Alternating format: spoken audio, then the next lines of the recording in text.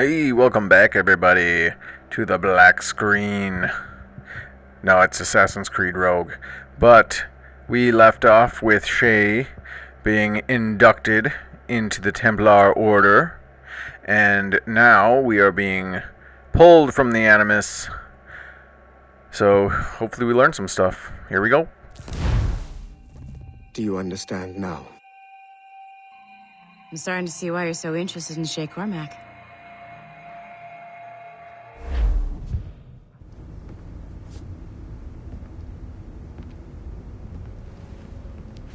Shay has seen the true face of the world, and he has chosen his path accordingly. A similar choice will soon present itself to you.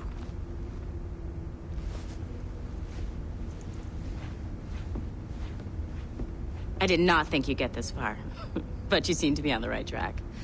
We still can't access the servers in the basement, but there's another one located at the top of the building near Melanie's office. That's your next stop.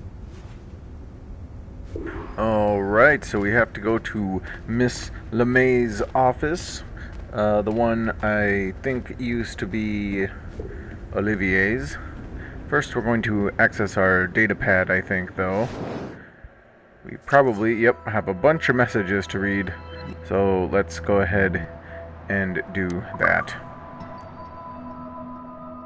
Alright, emergency manual. Initial diagnostics have detected a malfunction in the building's operating systems. This emergency procedures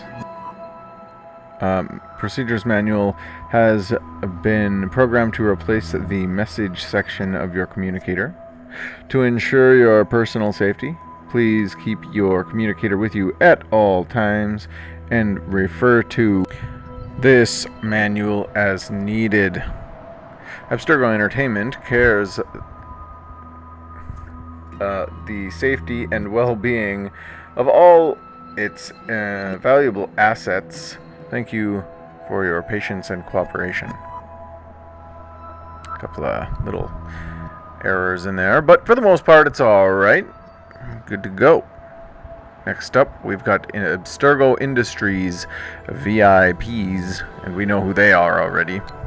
On rare occasions, VIPs from Abstergo Industries may be on site. They may impose on you certain requests for information or services that you feel may not fall under your jurisdiction or mandate. Abstergo Industries VIPs are to be obeyed without question or hesitation. Failure to do so will result in disciplinary action and possible termination. Next up here, we've got communicators. Your communicator is an essential part of your daily life. At Abstergo Entertainment, it should be on your person at all times, as it allows you access to various parts of the building. Should you find a communicator anywhere in the building, we recommend that you collect it and identify its owner. While the owner will face consequences for losing it, it is a mistake they will only make once. I feel like that's a death threat, almost. Kind of forgot to read these in the hustle out of here. Computer maintenance, or when we started the hustle or whatever. In case of network corruption, it is your duty as an Abstergo employee to safeguard not only your data, but the data of your friends and colleagues. If you see a computer or workstation left unattended during an emergency, take a moment to restore it and make sure that its valuable contents are not easily accessible to unauthorized personnel. The data is as important to us as you are. Next up, we have security. Please respect your non-disclosure agreement. Our work here is exciting and confidential. Security breaches will not be tolerated. The past year has seen many leaks of internal information get out to the public. Do not speak about your work with fellow travelers on airplanes, for example. Do not engage the so-called entertainment press without a PR representative with you. It is embarrassing to the company and threatening to your job security. Next up, we have the bunker. From time to time, you may wake up from an animus session in unfamiliar surroundings. In such drastic cases, it is likely that you are being investigated as a security risk, and we have placed you in the bunker for your protection while we run background checks on you. If you have done nothing wrong, then you have nothing to worry about. Your release is sure to be forthcoming. Next up, number 7, the last one here, we have the dress code. Hooded sweatshirts of any kind are not permitted within the building. If you see any individual wearing a hood of any kind, report them to security immediately. Should the weather be unpleasant, we strongly recommend the use of umbrellas. Everyone displaying an overt fondness for the color gray should be treated with suspicion. That's a little bit weird. A little bit, on the nose, and also I sense a lot of paranoia there. That's kind of funny, though. Alright, let's head up to Melanie's office.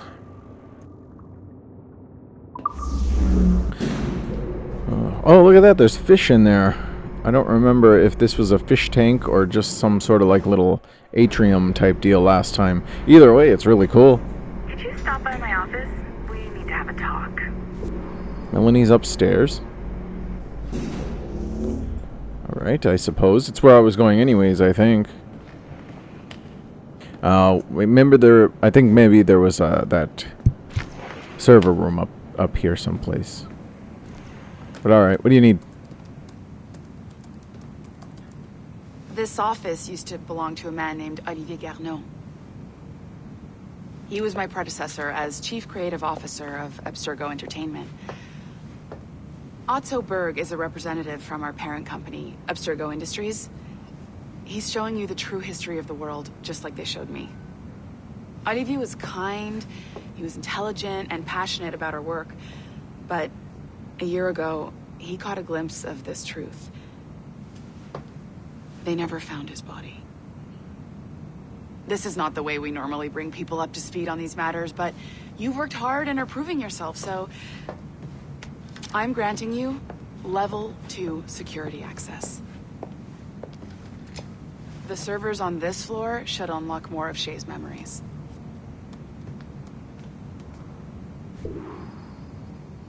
What the heck was that all about? Not normal.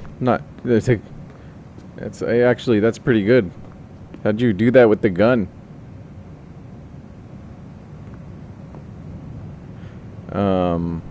Anyways, yeah, not normal how you do that stuff with employees. That's weird. I mean, thanks for the access key or whatever, but that's like a threat to my life. What's with you guys and threatening people? Passive aggressive stuff. Alright, maybe we should get to the server room first and then... Berg wants those servers up and running. Now. Oh, fine. Jeez.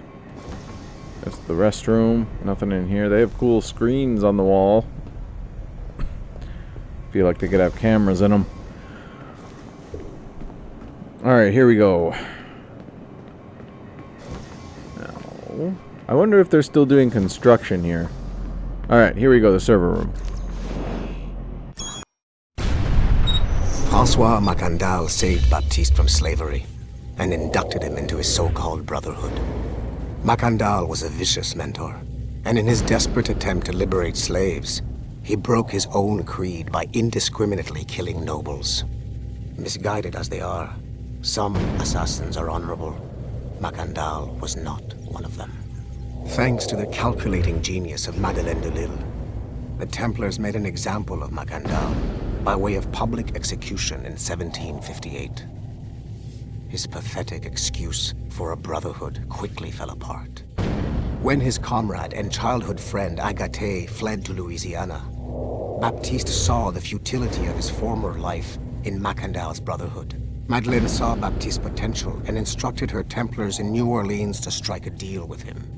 If he could draw Agathe out of hiding and eliminate him, he would be granted a place in the Templar Order. Although Baptiste was killed by the assassin Aveline de Grandpré, his path clearly demonstrates the inherent superiority of Templar ideals over assassin terrorism. Alright, well, when Ostoberg talks here, he seems to maybe be saying this... I've got your animus ready and waiting. Thanks. Saying this maybe to the owners of the, the top brass, we should say. I think that was the construction area that's been walled off. Now we can go, maybe, and look at What's-Her-Face's computer over here at the desk, if it's available to us. Looks like it is. Wonder if Melanie's is, or if we can even get to it.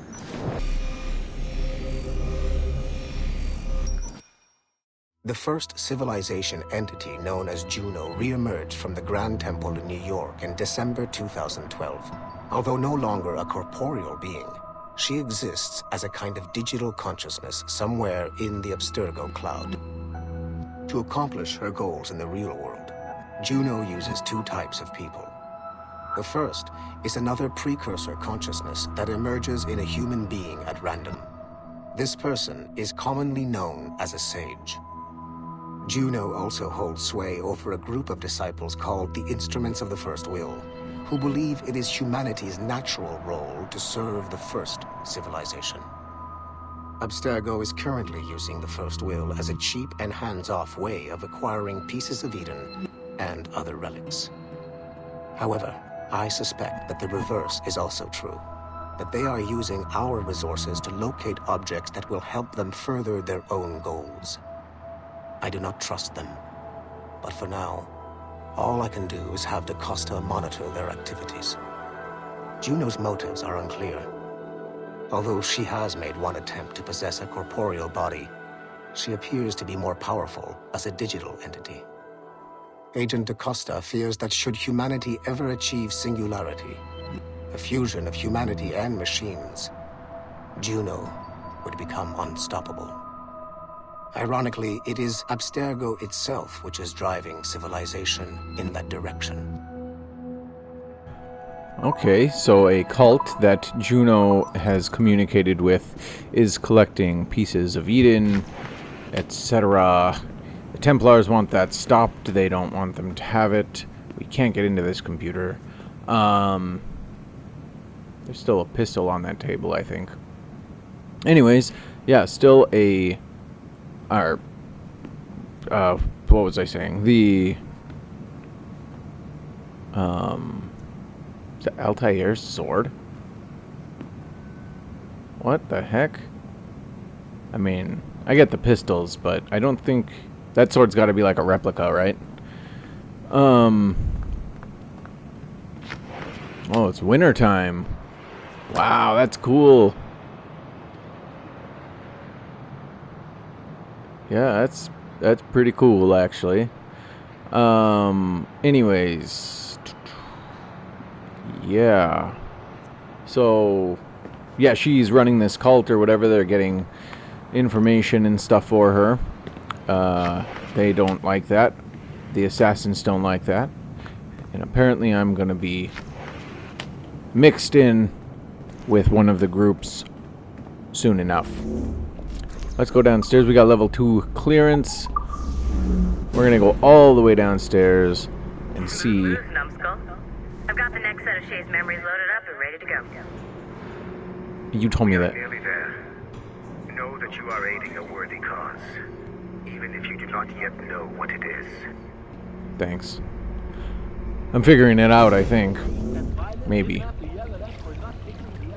Anyways, we're gonna go down here. This is actually a pretty cool building. And see what level 2 stuff we can get to before we jump back into the Animus. If any. Okay, nothing in the lobby, but we went back up to the Animus floor.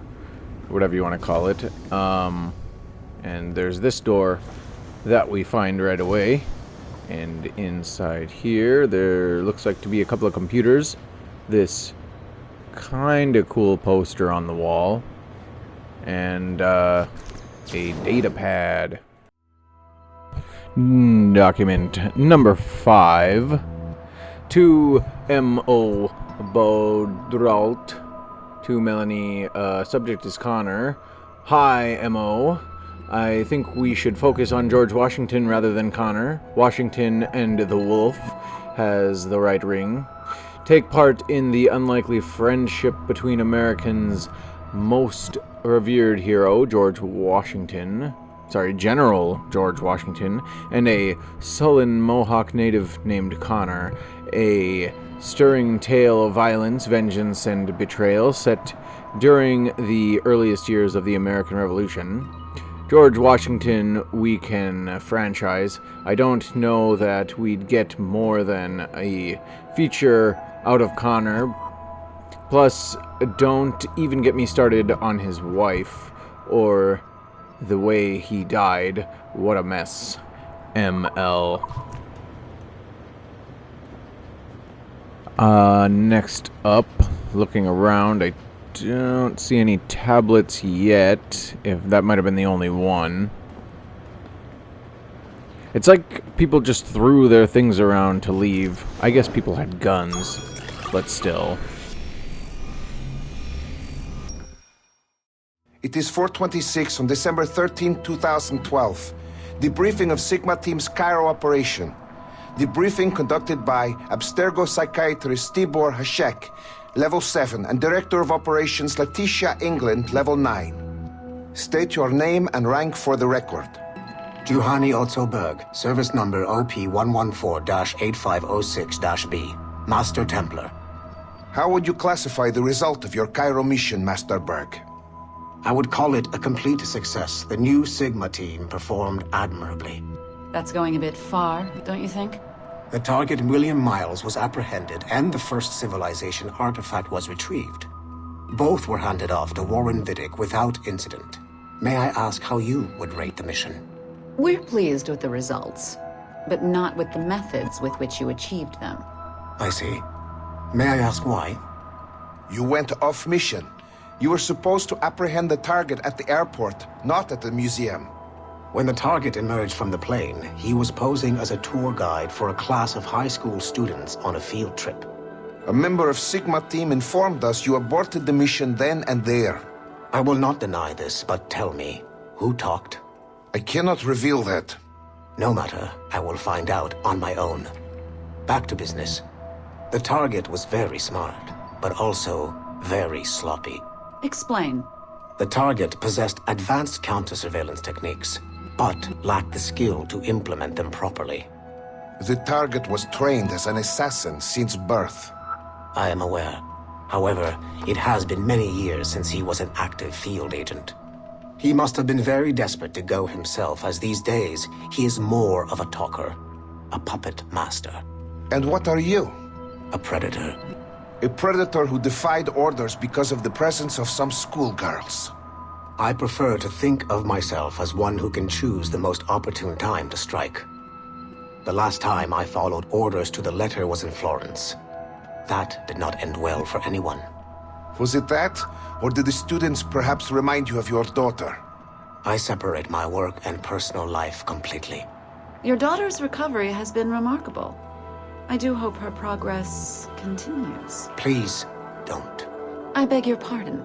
I find your attempt to threaten my child vulgar and unnecessary. Explain. Abstergo's pharmaceuticals have given my child a chance at a life free from pain. And I have at last found what I believe to be my calling in life. And for that, we expect obedience. For that you have my loyalty. The involvement of the children in Egypt compromised the original mission. Nothing more. We already have one Master Templar that we can barely control. I don't like the idea of having two loose cannons out there. With all due respect to Master Cross, while he is gifted, he is mentally disturbed. We mean no disrespect, but after losing your team in Florence, we felt a need to keep a close eye on you. I achieved all mission objectives, and achieved them without bloodshed. So my only question for you is, am I in command of Sigma Team or not? As you said, the results were impeccable. Then I believe this meeting to be at an end. I request permission to leave. Do you have something more important to do? I am going to find out who among my team talked to you. I will not tolerate that kind of insubordination. I think we can stop here. The briefing ended at 4:34. Transcript to be sent to Alan Ricken for security clearance. See? Even threatening their own people all the time. At least we're not the only ones. So yeah, Alan Ricken is still head of the organization, as we know so far. I do believe he dies in the movie. But I'm not quite sure on that. And obviously that was Cairo, where they captured William Miles in the number 3, I believe. Anyways, next up, there should be another computer in this office. Right here. Let's get to hacking. Given the nature of our current investigation, I have been looking at other assassins who, despite themselves, have helped the Templar cause. The first is Clay Kazmarek, who infiltrated Warren Viddick's Animus project in Rome. He became the project's Subject 16. Kazmarek's rich ancestry helped Viddick to identify the Renaissance assassin Ezio Auditore as a person of interest. Driven mad by overexposure to the Animus, he committed suicide. However, Kazmarek may have unexpectedly become useful again. While in the Animus, Subject 16 came into contact with the first civilization entity known as Juno. Perhaps studying his bizarre Animus experiences can help us find a way to deal with the looming threat Juno promises. With Subject 16 out of the picture, Viddick needed a replacement. Desmond Miles, a runaway assassin, was captured in September 2012 and was used as Animus Subject 17 to further the search for an Apple of Eden. He managed to escape and uncovered an imminent threat to the planet. A solar flare similar to the one that wiped out the precursor race over 75,000 years ago. Desmond Miles also reactivated a first civilization temple in New York and used it to save the world, but it cost him his life. Abstergo recovered his body. In death, Desmond Miles became Sample 17, and his valuable genetic data was uploaded to the cloud servers in order to benefit all branches of Abstergo. Whether they live or die, we must continue to find ways to make the assassins work for us.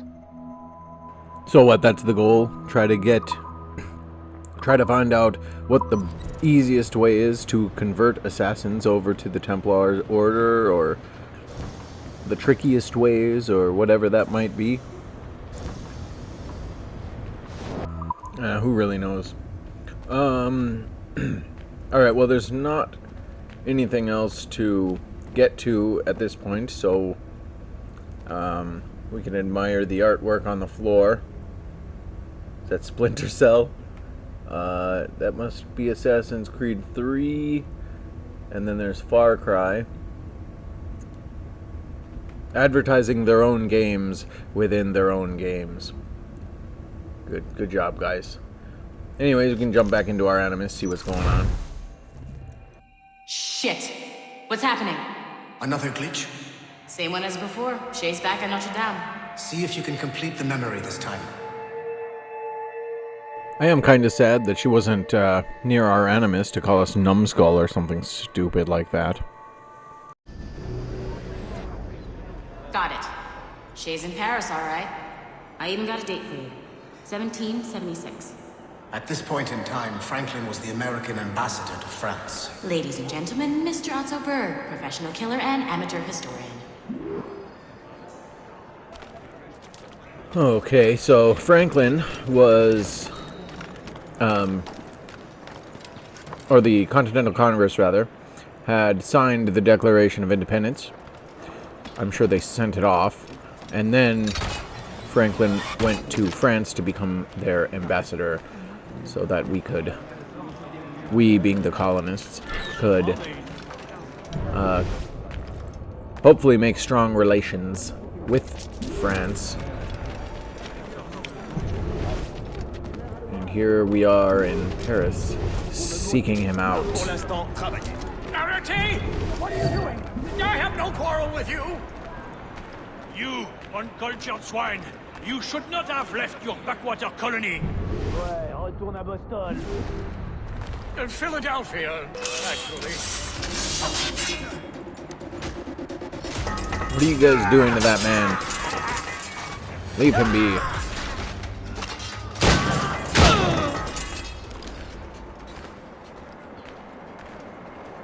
That's not loud. You're all right. Come on. Shay? Is that you? How long has it been? Where are my manners? Thank you, my friend, thank you. But what are you doing in Paris? With all due respect, sir, this is no time to talk. You're still in danger. Yes, I must return to my family.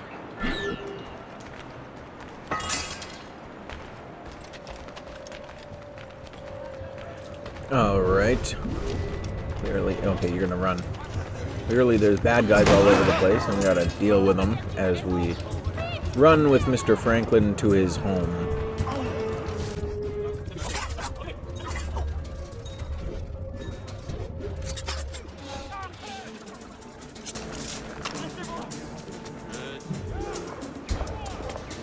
Thank you, Shay.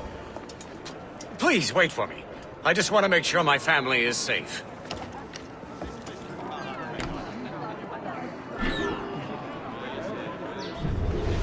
Great. Here they are. They're really trying to get him, huh? I guess this would imply that later on somebody knew something about us, or just about Franklin or something. Perhaps they thought that he was working for us or with us. I don't know. I guess we'll find that out while playing the story.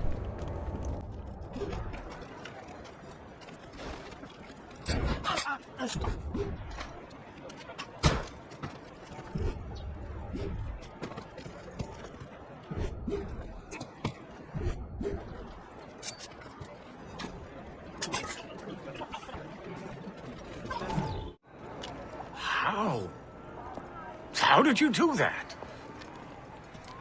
It was quite fortunate. I make my own luck, Master Franklin, as I suspect you do. Yes, indeed, my good fellow. Yet, without your assistance today... Well, you have my thanks, Shay. Is there anything I can do for you to repay you for this kindness? Actually, there is. I need to meet a business acquaintance. I heard he would be at the Chateau de Versailles 2 days from now. And they don't just let anyone inside the royal palace. Very well. I'll see what can be arranged.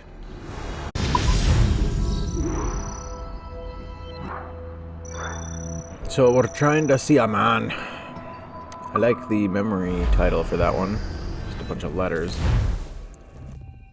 That's the best we can do for now. We keep trying to sequence memories out of order, which is why we're crashing like this. What do you suggest? If we progress further with Shay's life in the colonies, I'm confident we can get better results from these Paris memories. Very well. Keep me informed. Uploading the next memory sequence now.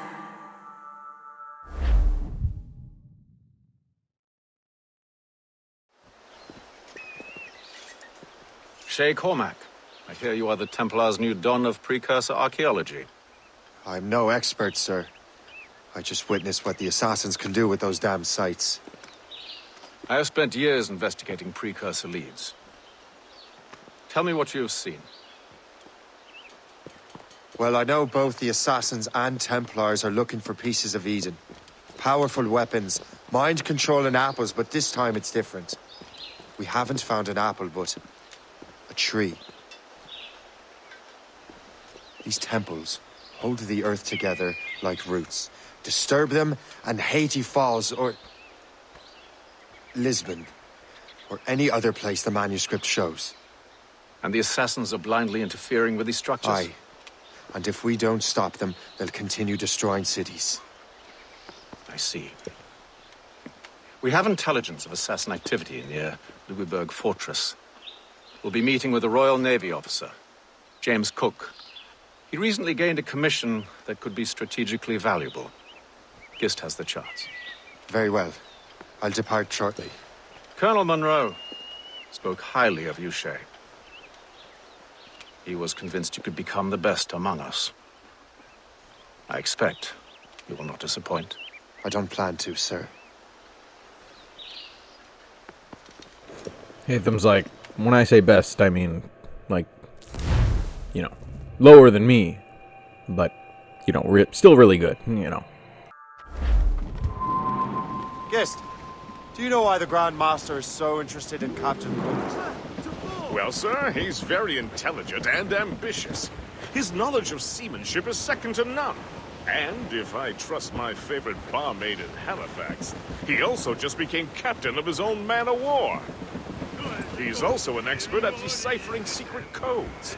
A man with such a skill is certainly an asset to our cause. The kind of fellow we should welcome in the Order, then.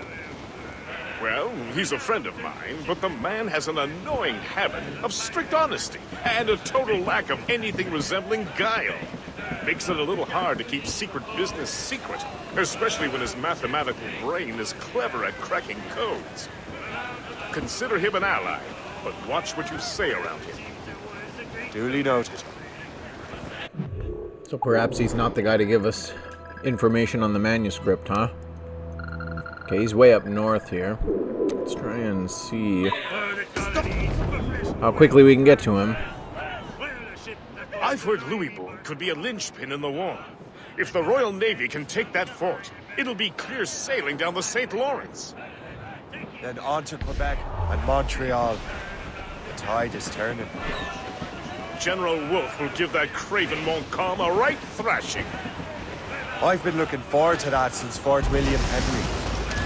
With this bloody war over, we'll finally bring order to this damn continent. I fear it would take more than that, friend. It takes a strong constitution to survive out here. That's all whiskey.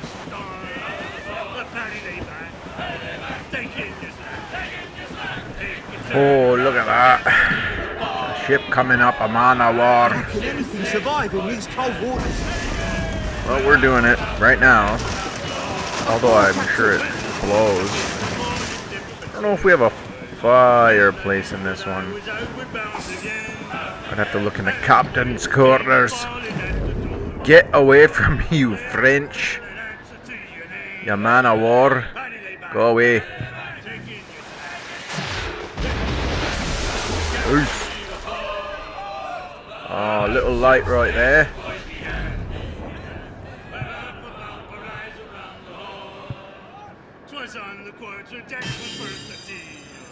Uncharted animus fragments that I don't think I've been collecting any of those.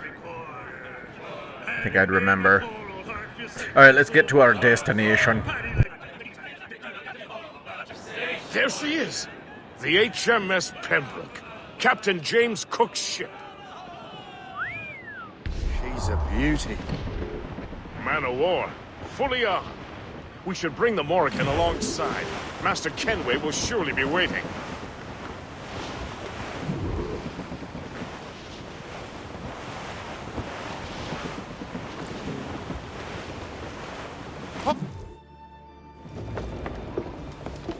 Welcome aboard, gentlemen. Good to see you again, Captain. Captain Shay Cormac, Captain James Cook. Pleased to make your acquaintance. Pleasure's mine, sir. Captain Cook uncovered a rather distressing stratagem, which I fear confirms our own intelligence. Indeed. As we speak, our Royal Navy fleet is on its way to Louisburg. However, the French have drawn up a preemptive strike against it if they launch this attack. Obviously, we cannot allow that to happen. Gentlemen, the Battle of Louisburg could very well be the turning point which will finally bring this war to a close. I don't know about you, but I've had enough of war. Then may I suggest you take the wheel, Captain Cormac? I think you might enjoy piloting a vessel with real, firepower. I believe I shall, Captain.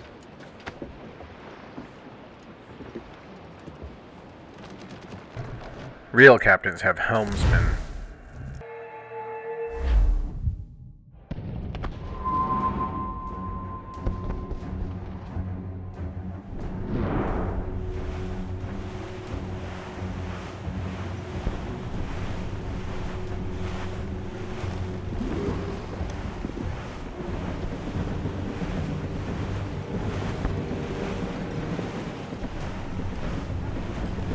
Wolfe, Lawrence, and Whitmore lead the 3 divisions of the Royal Navy.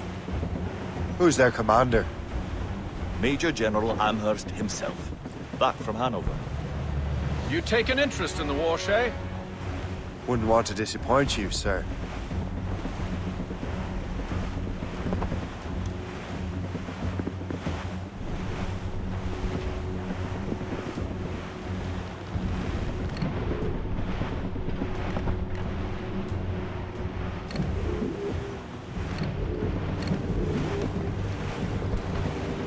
Ease off the wind!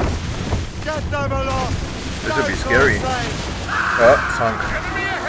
They're hit! Damn it! Easy prey for Cannot let any through. It is imperative we stop those ships, Captain. The outcome of the war may depend on it.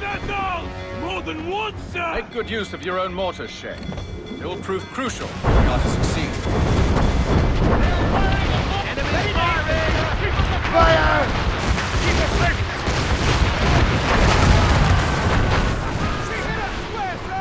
Ready, Fire! Damage report! Cannon ready! Fire! Fire!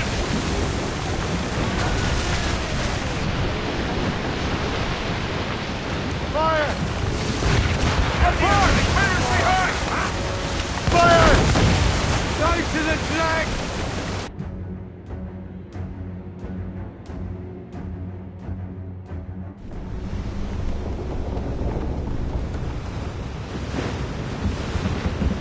I think I know whose face we're about to... Oh. About to have disappear. Is that Awdewale?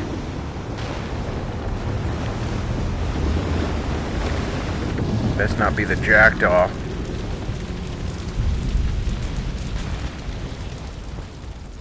Dear God, fire ships! Should they break through, they would devastate our fleet. We'd better not let that happen. I recognize that vessel, sir! It's the Experto Crede! Awdewale. How fortunate he is that we have other priorities. Agreed. We have to get rid of those fire ships. We're right in their path! We have to sink that fire ship or get out of their way! Yeah, I was expecting that French captain that we met in the beginning of the game.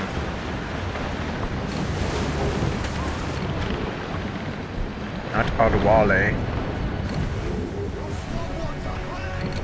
He is mad about this. Mortars incoming, Shay! Fire!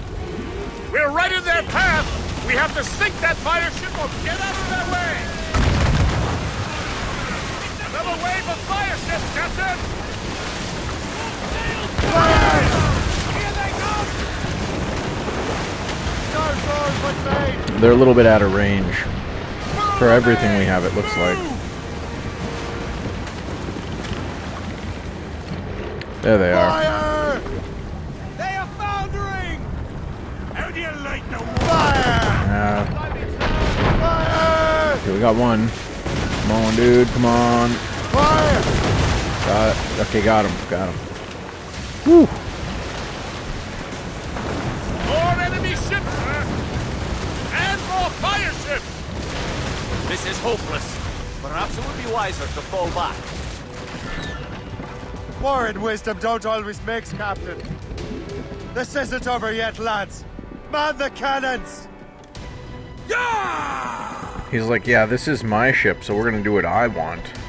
Because you're running it for a minute doesn't mean anything. But I guess it's just what they're gonna do. Alright, sink that big boy. Mortars are always great. Fire! Yeah, right there. There we go. Yeah, we. I wanted to shoot the man of war there, but we're right in their path. We have to sink that fire ship or get out of their way. You think that they'd explode? Maybe. I guess it's just a fire ship. Fire! Such a waste of all the work that those people did. But I guess it gave them a lot of work. Rebuilding wooden ships over and over and over. So many resources used. Yeah. Would make me sad. That's a lot of work people putting into that.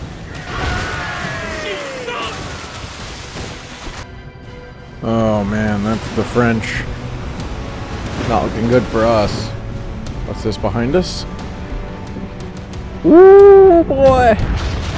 I mean, it's just two of them, but we're gonna assume that, yeah, that. There's the Royal Navy. We cleared the way just in time, Captain Cormac. The tide of war is turning.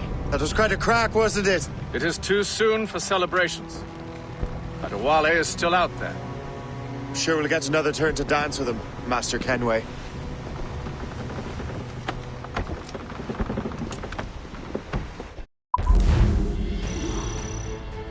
We took them down with a fleet of 2 ships. At our backs. They got nothing. Master Kenway seems determined to destroy Awdewale. Aren't you? He's a powerful man in his own right, and a symbol of hope for the assassins. Eliminating him would shake them to their core.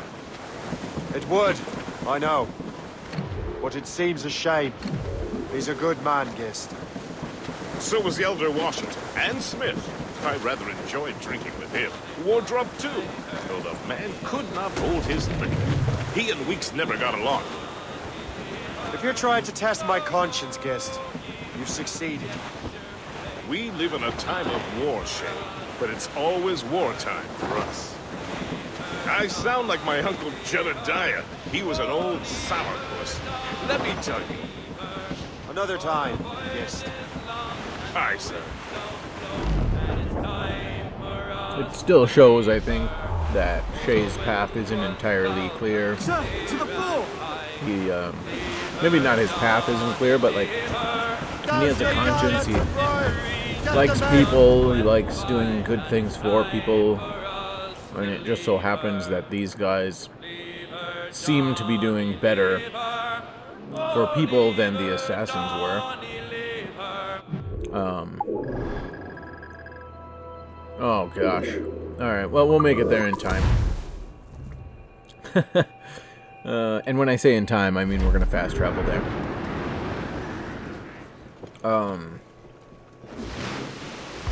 Oh, great. We got updates. Alright, we have Shay Cormac. Born 1731, died unknown. Shay was born in New York City to immigrants from Dublin, Ireland. His mother died in childbirth, and his father served in the Merchant Marine. While visiting his father at the docks one day, Shay met an older boy, Liam O'Brien, and the two became friends. Shay was raised by his aunt in a poor and dangerous neighborhood, and Liam helped Shay learn how to fend for himself. By the tender age of 8, Shay earned a reputation as a brawler, and his father brought him aboard his ship. Shay was always on the lookout for an adventure, and although he would miss his friend Liam, He eagerly agreed and began to work for a living. Shay began to train with a sword and pistol so he could join the crew in fending off pirates. In one such incident, Shay single-handedly faced down and shot a pirate captain, saving his ship. In 1747, disaster struck at sea when a storm claimed many lives of Shay's crew, including his father. Shay returned to New York and spent his days wandering from one tavern to the next, starting one brawl after another. By chance, in 1748, Shay reunited with Liam, who helped him get back on his feet. After that, the two became inseparable. Liam introduced Shay to Achilles and learned about the assassins and their creed. He joined them a year later, and his training was assigned to Liam and his fellow recruits, Hope, Chevalier, and Casigawase. The note said bromance. As years passed, Shay grew increasingly resistant to the assassin ways. He questioned Liam about morality of their actions and the restrictions the mentor placed on them. Shay continued to obey until Achilles sent him to Europe on a mission to retrieve a precursor artifact. The mentor thought it would be an Apple of Eden, but Shay discovered all too late that it was a part of a system which he came to believe had been built to stabilize the world. Shay inadvertently triggered an earthquake that leveled Lisbon. Fun fact, we've been studying these temples for centuries, and we still don't have any clue about what they do or why the first Civ built them. Were they weapons in their war against humans? Were they another desperate attempt to ward off the catastrophe that killed them? We don't know. When he returned to warn Achilles of what he had discovered, the mentor refused to listen. Shay tried to stop the assassins and was branded a traitor, hunted down, and left for dead. Shay escaped the assassins and found himself in New York, recovering from his injuries. Hey, when you two are done with this guy's genetic memories, can I use them? I think Shay's story would make a great virtual feature. ML.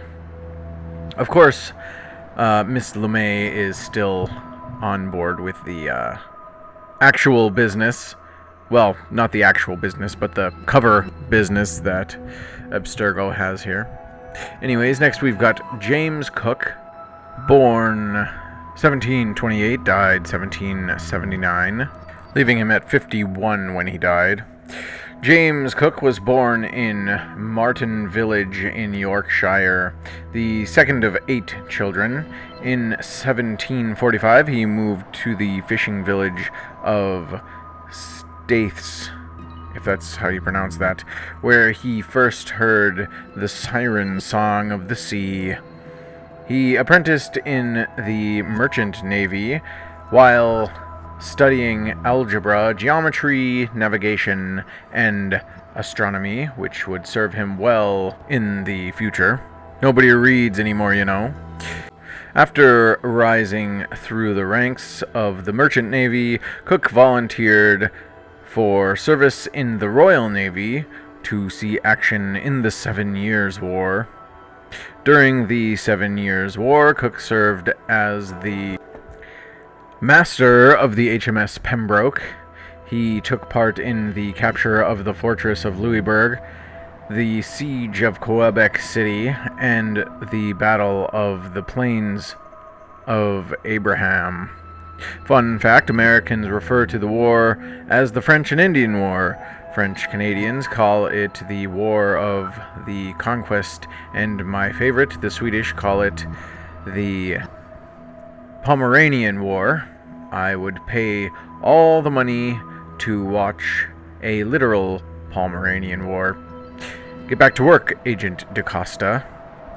Osto is a cat person. Cook's time in the Atlantic also made him a master surveyor. He produced the first maps of the Newfoundland coast, which caught the attention of the Admiralty and the Royal Society, which launched his career as an explorer. We can see if there's any more. Hathem, born 1725 and died 1781. Hathem was born in London. His father was Edward Kenway, a former pirate who trained him with a secret purpose. One day, before his 10th birthday, young Hathem's home was burned. His half-sister Jenny was taken, and his father was killed. Reginald Birch, a family friend, offered to help and revealed he was a Templar. Though the boy hardly understood what this implied, at the time Hathem was introduced to Edward the Bulldog Braddock, a soldier in the Royal Army and fellow Templar, and the two took an instant dislike to each other. Years passed in a fruitless search for his half-sister, and Hathem and Birch settled in Troyes, France. Hathem became a ruthless and efficient killer for the Templars while searching for his father's killer. He met Braddock in Germany and served in his Coldstreams until the War of Austrian Succession. In 1754, Hathem killed an assassin named Miko in London to acquire an amulet needed to find the first civilization storehouse. Birch sent him to the colonies to establish an official Templar presence while he searched for the precursor site. He secured the assistance of Kanan natives by freeing several captives, including a woman named Zio, with whom he had an ill-fated but passionate affair. In 1755, Hathem got word from his European contacts that Jenny was found in the Ottoman Empire. He left the colonies to rescue her and was shocked when she revealed that Birch and the Templars were behind the attack on his home. Their father was an assassin, and Birch had him killed for his secrets.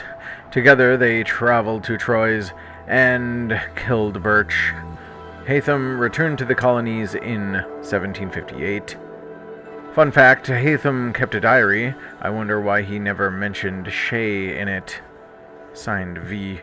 Yeah, if he kept a diary, I think there'd be more than just Shay there.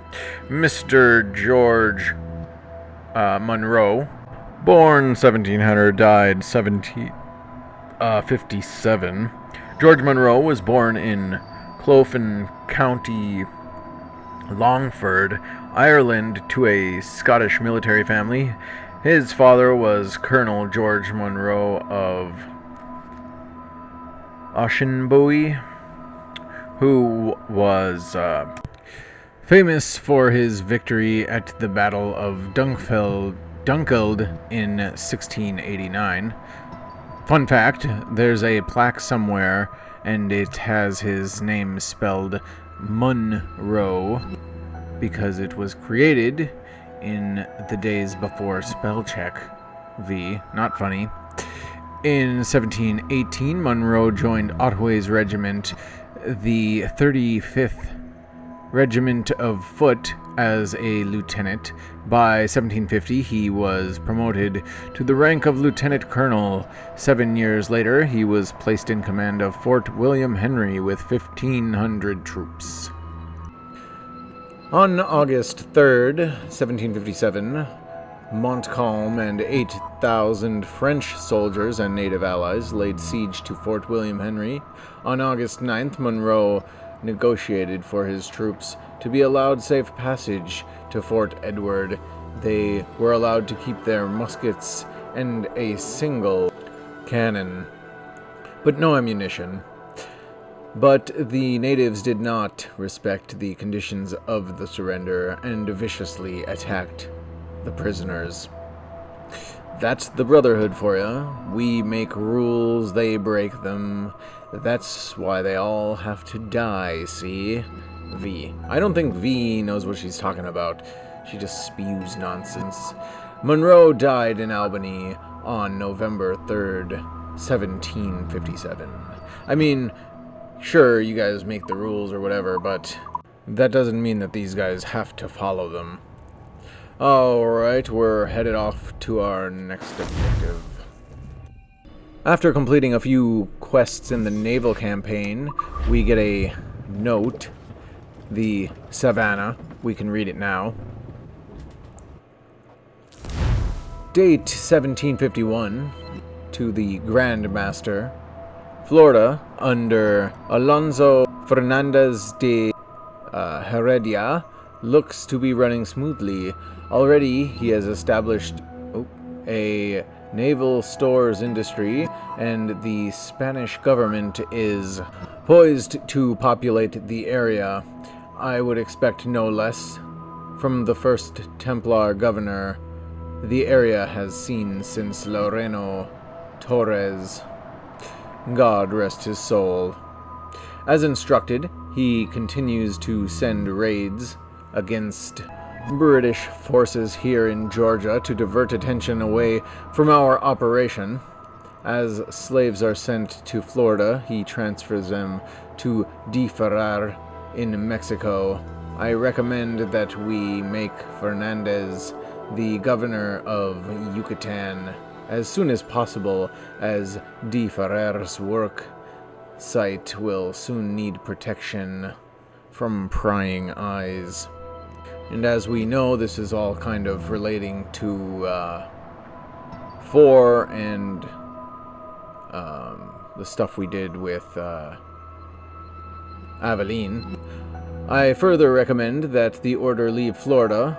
Although the assassins have not set foot in Florida for centuries, there is a new brotherhood at work in the northern colonies, and Florida is too accessible.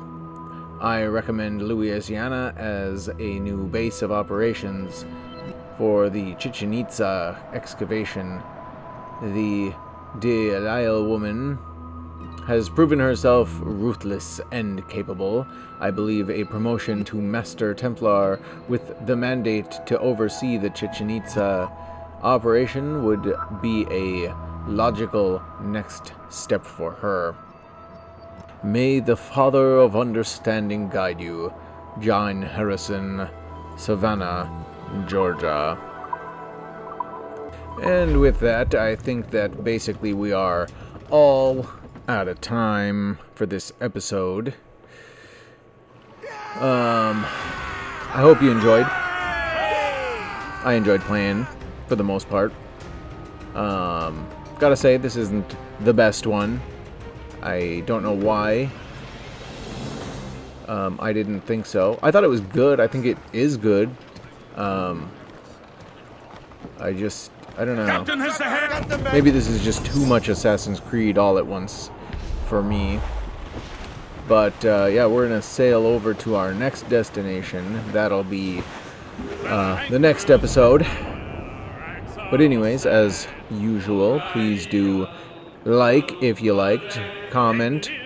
Please do comment about whatever you feel. You know, whether it's about the game or what's on your mind or just anything. I do enjoy responding to the comments, talking to anybody who will talk to me. Dislike it if you didn't dislike it, but please do tell me why. And if I didn't say it already, consider subscribing. You know, do all the YouTube things that YouTube wants you to do. And enjoy the rest of your day, night, floating cargo for the taking, sir. Whatever it might be for you. And yeah, bye for now.